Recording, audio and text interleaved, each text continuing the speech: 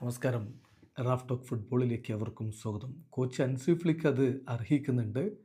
അതുകൊണ്ട് Spanish Super cup സ്വന്തമാക്കണം. ബാഴ്സലോണയുടെ താരങ്ങൾ അവരുടെ ഡ്രസ്സിംഗ് റൂമിൽ ഇത്തരത്തിലുള്ളൊരു ദൃഢനിശ്ചയത്തിലേക്ക് പോയിരിക്കുന്നു എന്ന റിപ്പോർട്ട് പുറത്തുവിടുന്നത് ഡിയാരിയോ എസ് ആണ്.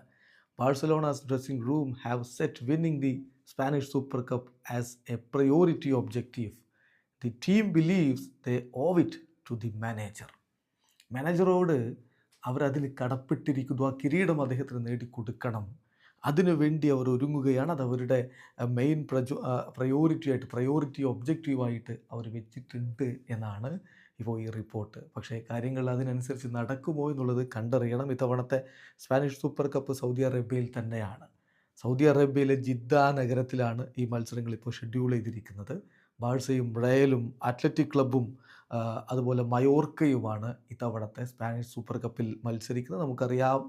അറിയാവുന്ന പോലെ സാധാരണ പോലെ തന്നെ 2 സെമി ഫൈനൽ മത്സരങ്ങളും അതിൽ വിജയിക്കുന്നവർ ഫൈനലും. അതാണ് സ്പാനിഷ് സൂപ്പർ കപ്പിൽ ഉണ്ടാവുക.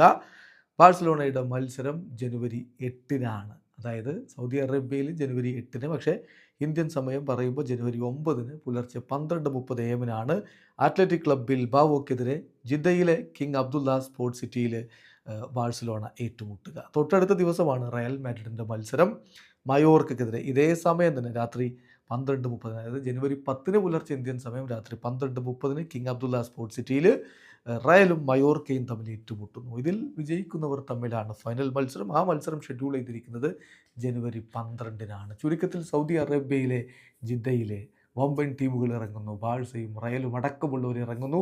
ഇത്തവണത്തെ സൂപ്പർ കപ്പിൽ ആര് മുത്തമിടും? കാത്തിരുന്ന് കാണാം. വീഡിയോ അവസാനിക്കുന്നു.